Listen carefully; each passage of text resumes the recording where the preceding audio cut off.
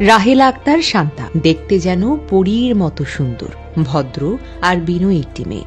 তার হাসিতে ছিল আলো, চোখে ছিল স্বপ্নে ভরা ভবিষ্যৎ। কিন্তু নিষ্ঠুর এই জীবন তাকে সময় দিল না। কেউ কল্পনাও করতে পারেনি এত অল্প বয়সে এত সুন্দর একটা জীবন এভাবে হঠাৎ করে থেমে যাবে চিরতরে। পরিচিত সেই রাস্তা, চাঁদপুর কুমিল্লা আঞ্চলিক মহাসড়ক, যে রাস্তায় শান্তা প্রতিদিন যাতায়াত করত, যে রাস্তাকে সে চিনত, জানত ও বিশ্বাস করত, কিন্তু কখনো ভাবতে পারেনি এই রাস্তাই একদিন হয়ে উঠবে তার জীবনের শেষ যাত্রাপথ। বুধবার সকাল 11টা, চাঁদপুর সদর উপজেলার ঘোষেরহাট এলাকা।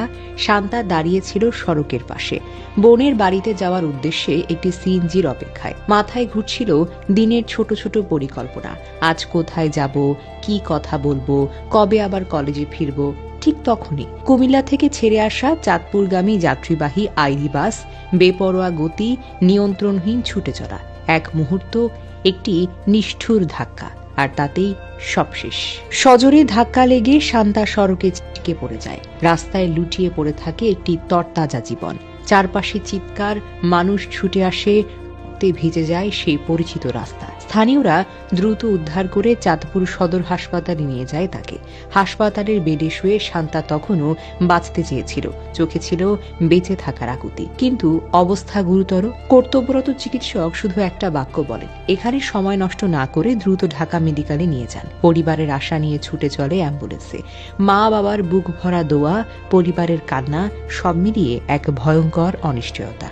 কিন্তু পথেই যাত্রাবাড়ি এলাকায় বিকাল 4টার দিকে নিভে যায় শান্তার প্রাণ প্রদীপ। ঢাকা মেডিকেলে পৌঁছানোর আগেই ডাক্তার বলে দেন কঠিন সত্য, আর নেই। ঠিক সেই মুহূর্তে কান্নার শব্দে ভারী হয়ে ওঠে আকাশ বাতাস।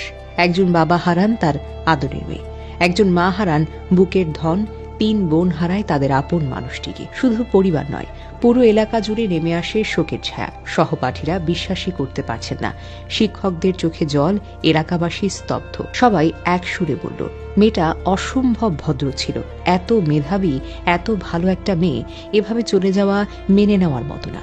এদিকে পুলিশ ঘটনাস্থল পরিদর্শন করেছে। ঘাতক আইডি বাস আটকের চেষ্টা চলছে। আইনগত ব্যবস্থা নেওয়ার আশ্বাস দিয়েছেন চাঁদপুর সদর মডেল থানার ওসি ও পুলিশ সুপার। কিন্তু প্রশ্ন যেন থেকেই যায়, আর কত শান্তার জীবন যাবে এই বেপরোয়া গতির বলি হয়ে?